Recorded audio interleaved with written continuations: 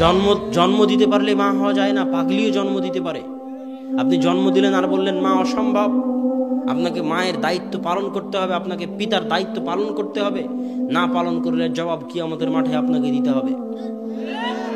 অতএব সম্মানিত মা এবং বোনদের উদ্দেশ্য করে বলতেছি, আপনারা নিজেদের দায়িত্ব বুঝুন, দায়িত্ব সচেতন হন। কি জন্য পৃথিবীতে এসেছেন সেটা অনুভব করার চেষ্টা করুন। বেপর্দা বেহাই থেকে ফিরে এসে পর্দার মধ্যে নিজেকে আবদ্ধ করে দিয়ে পর্দার মধ্যে নিজের সম্মান, নিজের ইজ্জতকে হেফাজত করার মাধ্যমে দেশ, জাতি, সমাজকে কিছু দেওয়ার চেষ্টা করুন। আল্লাহ আপনাদের তৌফিক দান করুক, আল্লাহুম্মা আমিন। আর যুবকদের উদ্দেশ্যে বলতে চাই, যুবক, তোমাদের আত্মমর্যাদার দরকার আছে, আত্মসম্মানের দরকার আছে। স্রোত যেদিকে যাবে তুমিও সেই দিকে যাবে, এটা হতে পারে না, অসম্ভব।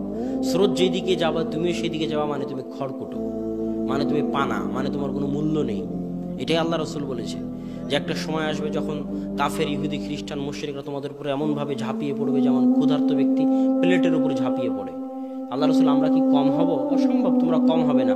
কয়েকশো কোটি হওয়ার পরও তোমরা হবে ফেনার মতো, কোনো ভ্যালু থাকবে না, মূল্য থাকবে না। আইপিএল, বিপিএল এর জুয়া, পড়াশোনার নামগন্ধ নাই, সময় নষ্ট, মোবাইলে সময় নষ্ট, ফেসবুকে সময় নষ্ট, ইউটিউবে সময় নষ্ট, জুয়ার আড্ডায় সময় নষ্ট, মদের আড্ডায় সময় নষ্ট। এই যুবক সমাজ দিয়ে জাতির কি হবে? বলেন কি হবে জাতির? এরা তো জাতির বোঝা, এদেরকে তুলে ডাস্টবিনে ফেলে দিতে হবে। এরা জাতির জন্য বোঝা, এদেরকে তুলে ডাস্টবিনে ফেলে দিতে হবে।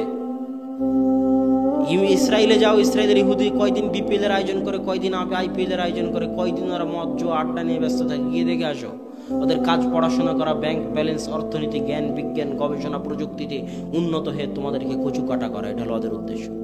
আর তোমাকে ওই যে বাই বিপিএল, আইপিএল, নারী, নাচ, গান, ফেসবুক, ইউটিউব, সময় নষ্ট, মদ, জুয়াতে ব্যস্ত রেখে তোমার মাথাকে ভোঁতা করে দেওয়া।